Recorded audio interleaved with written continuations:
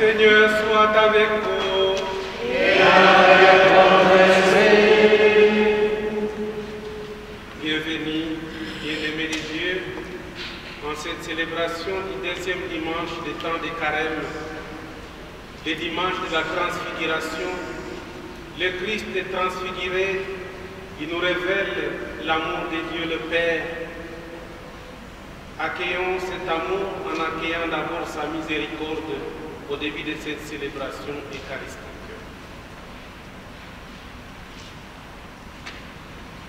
Je confesse à Dieu Tout-Puissant. Je reconnais devant mes frères que j'ai péché en pensée, en parole, par action et par omission. Oui, j'ai vraiment péché.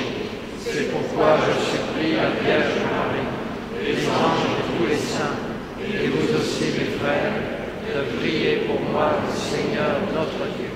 Que Dieu Tout-Puissant nous fasse miséricorde et qu'il nous pardonne tous nos péchés et nous conduise à la vie éternelle. Amen.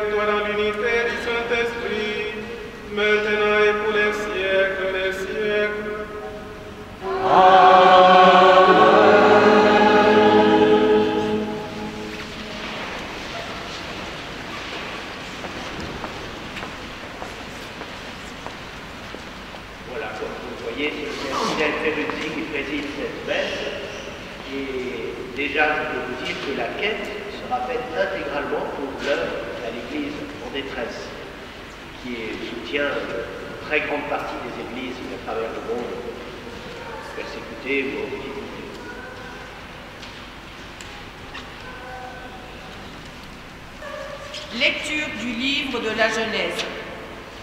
En ce jour-là, Dieu mit Abraham à l'épreuve. Il lui dit, « Abraham !» Celui-ci répondit, « Me voici. » Dieu dit, « Prends ton fils, ton unique, celui que tu aimes, Isaac, va au pays de Moria, et là, tu l'offriras en holocauste sur la montagne que je t'indiquerai. » Ils arrivèrent à l'endroit que Dieu avait indiqué. Abraham y bâtit l'autel et disposa le bois. Puis, il lia son fils Isaac et le mit sur l'autel par-dessus le bois. Abraham étendit la main et saisit le couteau pour immoler son fils. Mais l'ange du Seigneur l'appela du haut du ciel et dit, « Abraham, Abraham !» Il répondit, « Me voici. » L'ange lui dit, « Ne porte pas la main sur le garçon, ne lui fais aucun mal. Je sais maintenant que tu crains Dieu. Tu ne m'as pas refusé ton fils, ton unique. » Abraham leva les yeux et vit un bélier, retenu par les cornes dans un buisson. Il alla prendre le bélier et l'offrit en holocauste à la place de son fils. Du ciel, l'ange du Seigneur appela une seconde fois Abraham. Il déclara: Je le jure par moi-même, oracle du Seigneur, parce que tu as fait cela, parce que tu ne m'as pas refusé ton fils, ton unique, je comblerai de bénédictions. Je rendrai ta descendance aussi nombreuse que les étoiles du ciel et que le sable au bord de la mer. Et ta descendance occupera les places fortes de ses ennemis. Puisque tu as écouté ma voix, toutes les nations de la terre s'adresseront l'une à l'autre la bénédiction par le nom de ta descendance. Parole du Seigneur.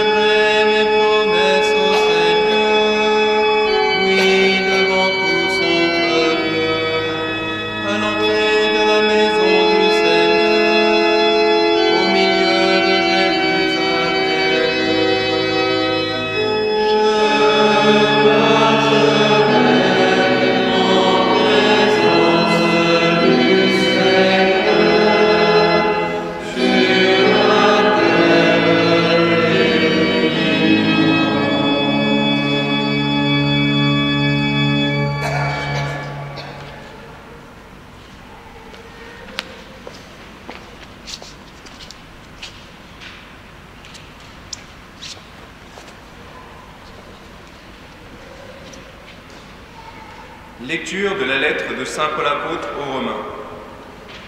Frères, si Dieu est pour nous, qui sera contre nous? Il n'a pas épargné son propre Fils, mais il l'a livré pour nous tous. Comment pourrait-il avec lui ne pas nous donner tout? Qui accusera ceux que Dieu a choisis? Dieu est celui qui rend juste, alors qui pourra condamner? Le Christ Jésus est mort, bien plus, il est ressuscité. Il est à la droite de Dieu, il intercède pour nous. Parole du Seigneur.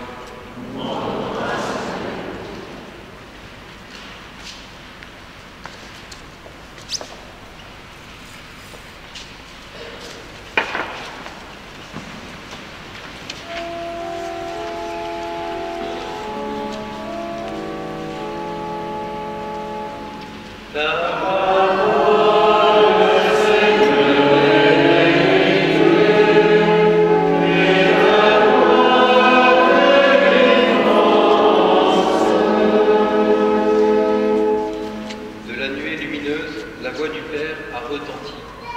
Celui-ci est mon Fils bien-aimé, écoutez-le.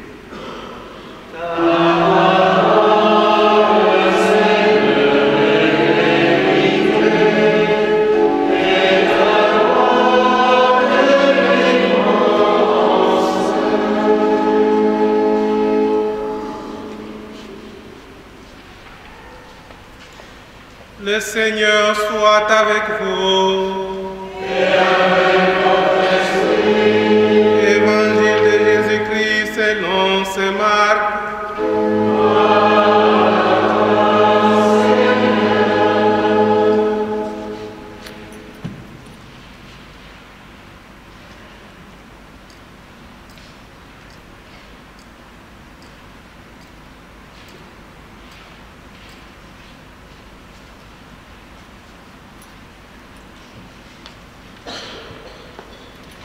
En ce temps-là, Jésus prit avec lui Pierre, Jacques et Jean et les amena eux seuls à l'écart sur une haute montagne. Et il fit transfigurer devant eux ses vêtements d'un vert resplendissant d'une blancheur telle que personne sur terre ne peut obtenir une blancheur pareille. Élie leur apparut avec Moïse et tous deux s'entretenaient avec Jésus. Pierre alors prend la parole et dit à Jésus, « Rabbi, il est bon que nous soyons ici. Dressons 3 tentes, une pour toi, une pour Moïse et une pour Élie. » De fait, Pierre ne savait que dire, tant leur frayeur était grande. Survint une nuée qui les couvrit de son ombre, et de la nuée une voix se fit entendre. « Celui-ci est mon Fils bien-aimé, écoutez-le. » Soudain, regardant tout autour, ils ne virent plus que Jésus seul avec eux. Ils descendirent de la montagne et Jésus leur ordonna de ne raconter à personne ce qu'ils avaient vu avant que le Fils de l'homme soit ressuscité d'entre les morts. Et ils restèrent fermement attachés à cette parole, tout en se demandant entre eux ce que voulait dire « ressuscité d'entre les morts ». Acclamons la parole de Dieu. Louange à toi, Seigneur Jésus.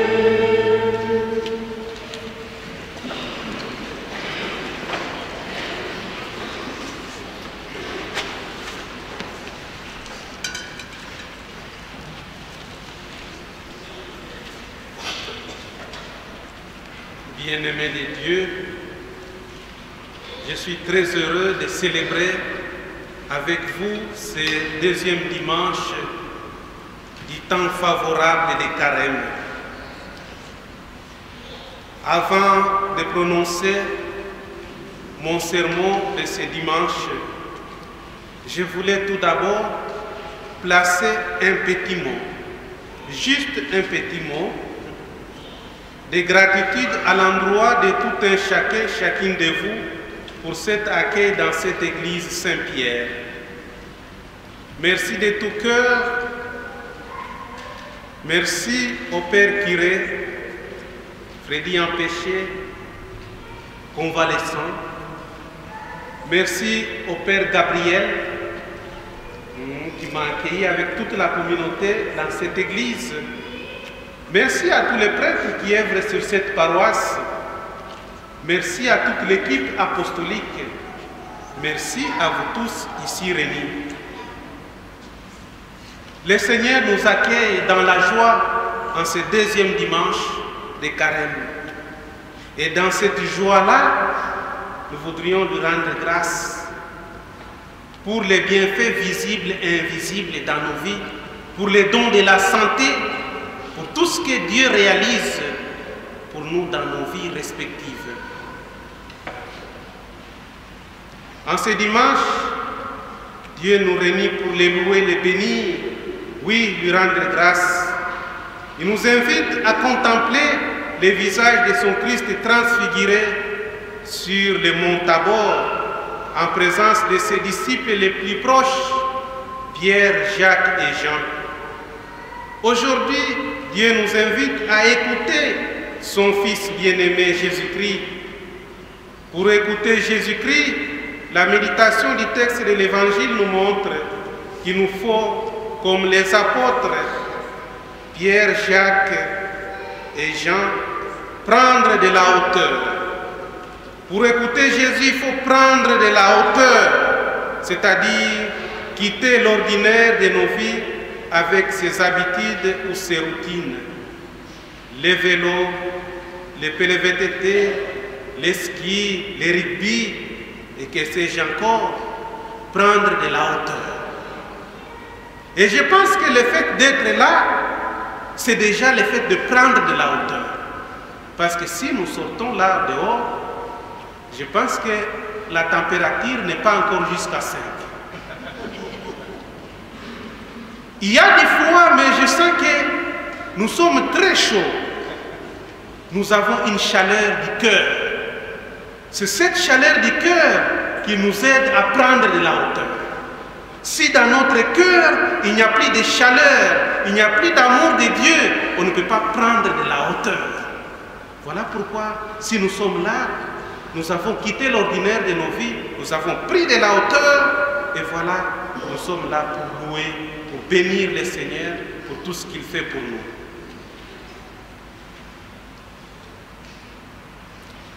Mais prendre de la hauteur, c'est-à-dire se situer sur une montagne.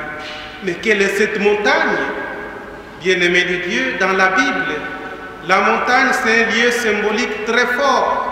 C'est là que Dieu s'est manifesté à Moïse et lui a parlé face à face, comme on parle à un ami. Le prophète Élie y a également fait l'expérience de Dieu.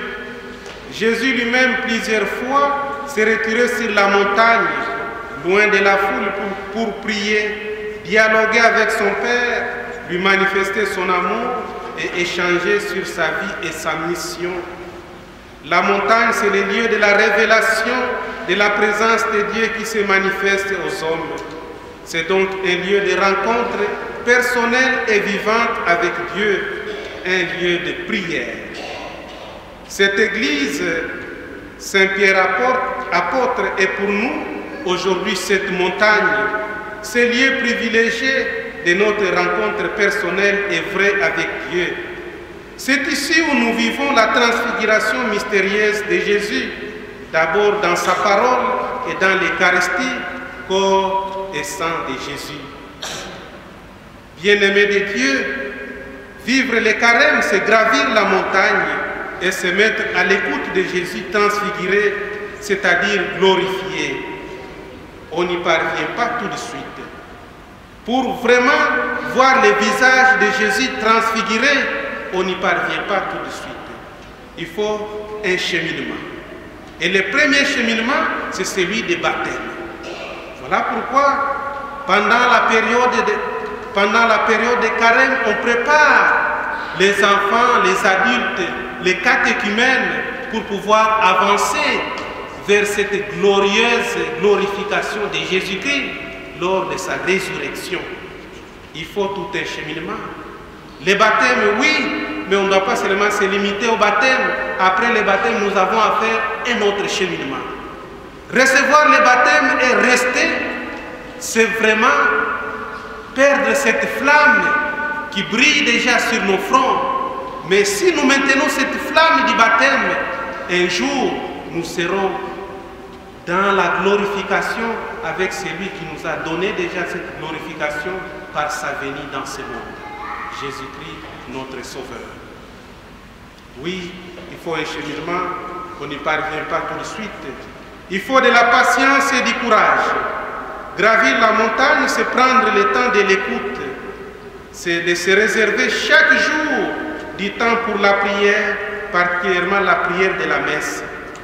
Si nous ne gravissons pas cette montagne avec Jésus, nous et nos enfants, nos petits-fils, nous manquerons quelque chose d'absolument nécessaire. Comme les 3 disciples, Jésus veut nous libérer du sommet de l'individualisme et de la tristesse. Il est urgent aujourd'hui que nous mettions le Christ au centre de notre vie. Notre monde a besoin aujourd'hui de la lumière de Jésus-Christ. Notre monde a besoin aujourd'hui d'une parole de Jésus-Christ. Notre monde a besoin aujourd'hui de mettre Jésus-Christ au centre de la vie. On peut tout gagner, on peut gagner le monde entier, mais sans Dieu, on n'est rien. Que Dieu soit inséré dans la vie. Et on ne gagne rien, on ne perd rien, dirais-je. On ne perd rien en croyant en Jésus-Christ, on ne perd rien en s'attachant à Jésus-Christ, mais on y gagne en humanité et en spiritualité. Voilà pourquoi nous avons tout intérêt à nous recentrer sur Jésus-Christ. Pierre, bien-aimé de Dieu, après avoir expérimenté, après avoir vu cette grande lumière de Jésus-Christ, il était bouleversé et il a pensé du coup faire construire 3 tentes. Une pour Jésus, une pour Moïse, une pour Élie. Il ne comprenait rien. Il fallait qu'une voix puisse pouvoir sortir du ciel pour pouvoir voir les choses différemment. Oui, ces tentes que voulait construire Pierre, la révélation de la parole de Dieu nous dit aujourd'hui que ces tentes sont à construire dans le monde, dans le cœur endurci des hommes, dans la vie ordinaire. Dans la Bible, la tente, c'est le lieu de la présence de Dieu. Dieu veut ce monde défiguré aujourd'hui par la haine, les guerres, les violences de toutes sortes. Or, c'est dans ce monde que Dieu veut habiter. Dieu ne peut pas ne pas habiter dans ce monde. Dans ce monde, Dieu veut habiter. Mais Dieu veut habiter dans ce monde, un monde déchiré, défiguré. Mais Dieu nous fait confiance. Pour qu'il habite, il voudrait que nous puissions construire des tentes. Construire les cœurs des gens, les cœurs endurcis des gens. C'est nous qui sommes là, qui devons construire les cœurs de nos frères et sœurs. Si on ne le fait pas, personne d'autre ne peut le faire à notre place. Devenons des missionnaires pour notre communauté, devenons des missionnaires pour notre société, a besoin de missionnaires. Si les saints que nous adorons ici, que nous vénérons, dirais-je, tous les saints que nous vénérons ici, si ils ont marqué leur histoire, c'est notre temps maintenant, aujourd'hui, de marquer notre histoire. Qu'est-ce que nous allons faire pour construire les cœurs de nos frères et sœurs? C'est la question que je me pose, mais nous ne pouvons pas y arriver tout seuls. Nous avons besoin, à chaque adoration, de demander au Seigneur toutes les grâces nécessaires pour nous mettre au service de Jésus-Christ et au service de nos frères et sœurs qui ont besoin de Jésus-Christ aujourd'hui. Dieu compte sur nous pour lui construire une demeure digne de lui. Il nous invite à construire un monde rempli de son amour. Cette beauté qui est en lui, Jésus veut nous revêtir en nous faisant partager sa vie divine. Écoutons Jésus, écoutons-le dans la prière, écoutons-le à travers les visages de nos semblables, écoutons-le dans les cris de nos frères et sœurs qui souffrent de par le monde entier et engageons-nous à faire pour eux des œuvres de miséricorde. Et c'est ici, bien-aimés de Dieu, où je viens vous joindre le message de l'AED.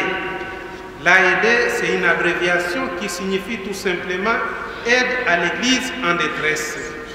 L'AED est une fondation ecclésiale qui a aujourd'hui 70 ans de vie, parce qu'il a été fondé depuis 1947 avec le Père Wilfred. Cette fondation intervient dans près de 150 pays dans le monde, des pays qui connaissent beaucoup plus de persécutions et de détresse de toutes sortes. Aujourd'hui, bien-aimés de Dieu, personne n'ignore comment nos frères et sœurs souffrent en Afrique, en Syrie, en Inde, au Vietnam et aux Philippines. Ils sont nombreux ceux qui n'ont ni même pas la possibilité de se réunir comme nous aujourd'hui pour prier dans cette belle église. La guerre en Irak et en Syrie a pris une ampleur apocalyptique. Des villes florissantes ne sont devenues que d'immenses champs de ruines. Tous qui ont trouvé les moyens de s'enfuir sont partis. Dans les camps des réfugiés, des millions d'enfants ont faim, mais ils ont aussi soif d'avenir. Ils veulent des écoles et un foyer, nous écrit Monseigneur Sako, patriarche cardéen en Irak. Les trop nombreux chrétiens morts à cause de Boko Haram au Nigeria, au nord du Cameroun et au Tchad. Combien de chrétiens persécutés dans notre monde aujourd'hui? Des chrétiens persécutés au Pakistan, en Inde et dans beaucoup d'autres pays aujourd'hui. Savez-vous, bien-aimés de Dieu, qu'en Chine, plusieurs évêques et prêtres sont en prison. Imaginez-vous que le père Zhou est resté, tenez bien, il est resté 32 ans en prison parce qu'il a voulu rester fidèle à Rome. Un autre prêtre âgé de 94 ans qui vient d'être libéré après avoir passé 53 ans en prison pour la même cause. Pas trop loin de nous, ici en France, au mois de juillet de l'an 2015, le cas du père Jacques Hamel, au diocèse de Rouen, qui a été lâchement assassiné alors qu'il célébrait une messe comme celle-ci. Dans mon pays, la République démocratique du Congo, Kinshasa, depuis 1997 jusqu'à nos jours, on ne cesse d'enregistrer les pertes de vies humaines à cause des guerres interethniques et politiques à l'Est. Aujourd'hui, on ne compte pas moins de 6 millions de morts. Ici, je dois encore vous dire, pas plus tard que le mois de décembre dernier, ma ville natale et celle de mon diocèse sont devenus des champs de bataille. Tous qui ont échappé éprouvent non seulement de la peur pour revenir, mais ils ont perdu plus de la moitié de leurs biens. La vie de la population devient de plus en plus précaire. Au niveau de l'Église, la prise en charge de l'Église par ses propres fidèles avance, mais elle a encore besoin des gens de bonne volonté, elle a encore besoin de vous. Les catholiques qui sont de 30% par rapport au nombre des musulmans qui s'élèvent à 40%, c'est un défi pour mon diocèse. Mais c'est aussi et surtout un défi pour des pays de grande tradition catholique comme la France, l'Italie, l'Espagne. C'est un défi. Qu'est-ce que nous avons à faire? Nous n'avons pas à faire la violence. Ce que nous avons à faire, nous, c'est de contaminer cette flamme de la foi que nous avons. Il faut contaminer cette flamme à nos enfants. Parce que si les enfants sont laissés pour le compte de la société, ils seront ramassés par des idéologies de toutes sortes. Donnons cette foi à nos enfants. Je suis très heureux de prier avec vous, de voir les visages des jeunes dans cette église. C'est une particularité, depuis que j'ai fait des célébrations de l'AED, c'est une particularité. Que Dieu soit loué et que Dieu vous aide à avancer, à progresser sur ce chemin-là. Nous connaissons, oui, les détresses dans notre pays, dans mon pays, dans beaucoup de pays du monde, mais je dois vous assurer que l'AED est toujours au secours de ceux-là qui sont en détresse, qui sont dans les besoins. L'AED soutient directement ceux qui sont dans les besoins. 19 000 séminaristes et novices chaque année dans le monde sont soutenus par l'AED. 800 prêtres et religieux qui, grâce à des bourses d'études, viendront des formateurs dans les maisons de formation, sont soutenus par l'AED. Des communautés opprimées qui sortent de la persécution et manquent de tout sont soutenues par l'AED. Des milliers de prêtres qui reçoivent une aide de subsistance par les offrandes de messe sont soutenus par l'AED. Savez-vous, bien-aimés de Dieu, que grâce à vos dons, à chaque 24 secondes, une messe est célébrée dans le monde entier. Moi-même qui suis ici, je suis bénéficiaire de vos dons de par l'AED pour mes études ici en France pendant 2 ans de licence. Les œuvres de l'AED sont nombreuses.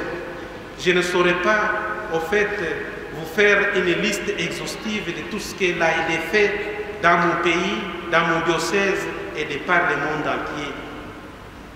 En 2016, au niveau mondial, l'AED, l'Église en détresse, a soutenu plus de 6000 projets dans près de 150 pays.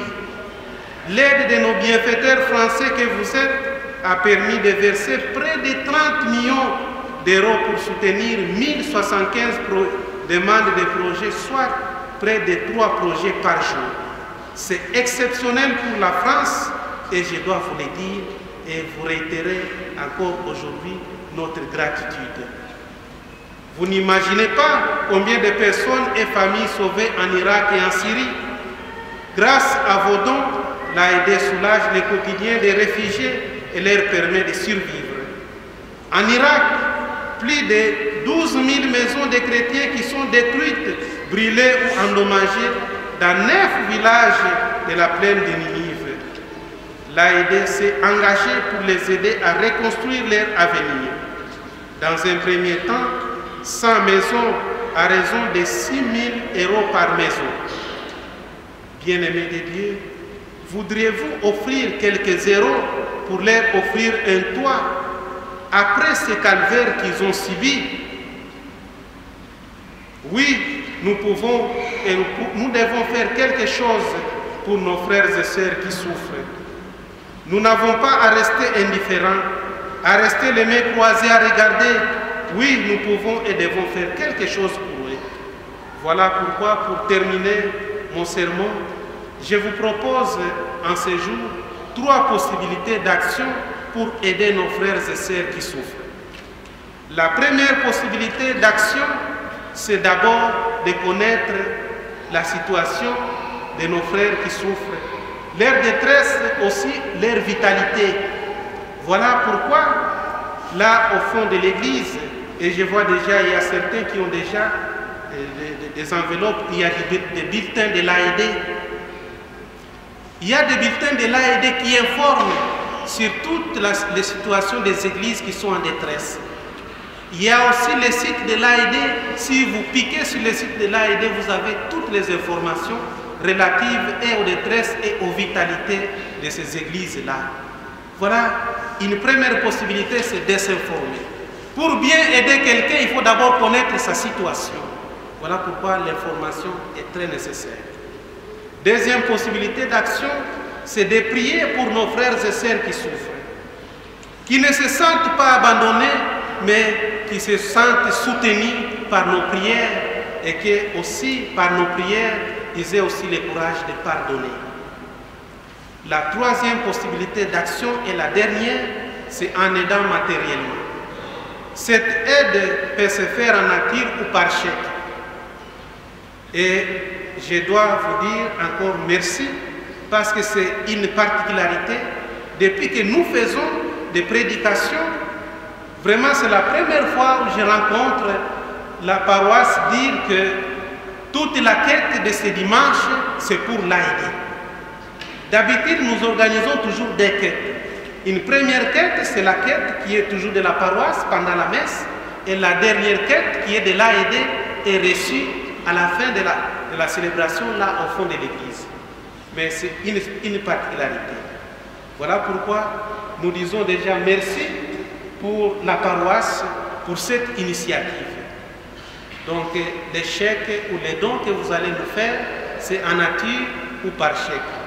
La première quête, comme d'habitude, elle sera faite, mais les enveloppes et le reste des quêtes que vous pouvez toujours donner, je vais les recevoir là, au fond de l'église, à la sortie. Frères et sœurs en Christ, n'oublions pas ces frères et sœurs persécutés. Engageons-nous à faire des œuvres de miséricorde en ce temps de carême. Prions pour eux de toutes nos forces. Au nom de toutes ces églises et au nom de l'AED, je vous dis un grand merci et je prononce sur vous la bénédiction de la part de notre Seigneur Dieu. Amen.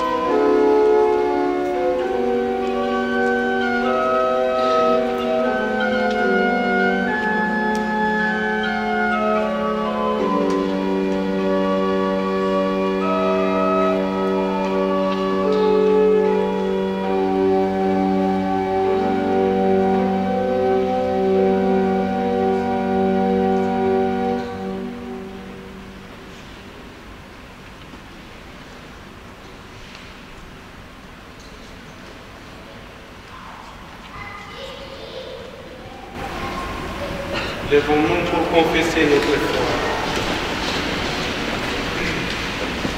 Je crois en un seul Dieu,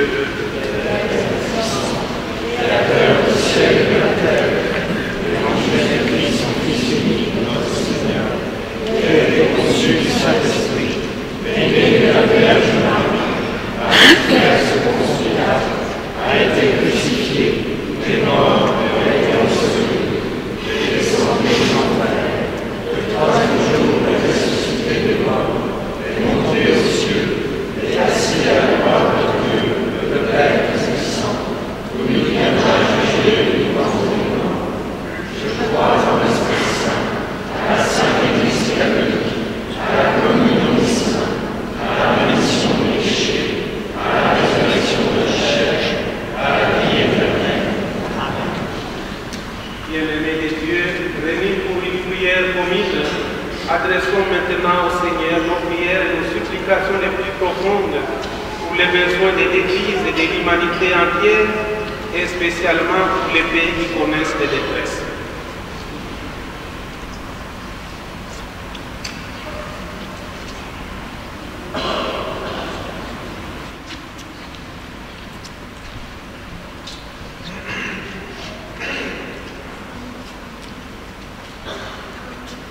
En ce deuxième dimanche de Carême, réunis dans cette Église, unissons nos prières pour demander au Christ de montrer à tous sa grandeur, sa vérité, sa gloire, et d'ouvrir à sa lumière les yeux de tous les hommes.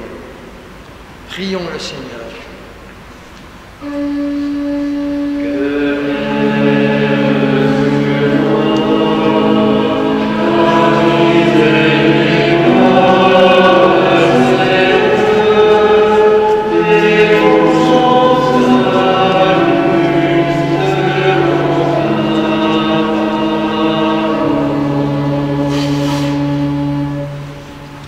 Soutiens, Seigneur, les hommes qui travaillent et qui peinent pour aider et secourir ceux qui souffrent. Que leurs efforts servent à transfigurer le monde. Et pour tous ceux perdus dans le doute ou l'incroyance, afin que le Christ leur manifeste sa lumière. Prions le Seigneur.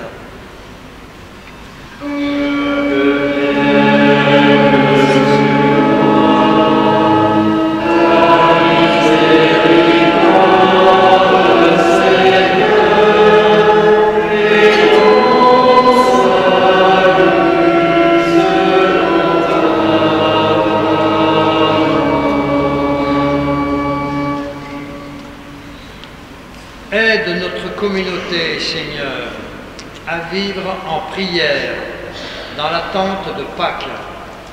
Et pour nous tous, en ce temps de carême, nous acceptions de porter notre croix quotidienne et que nos vies en soient transfigurées. Rendons grâce à Dieu et prions.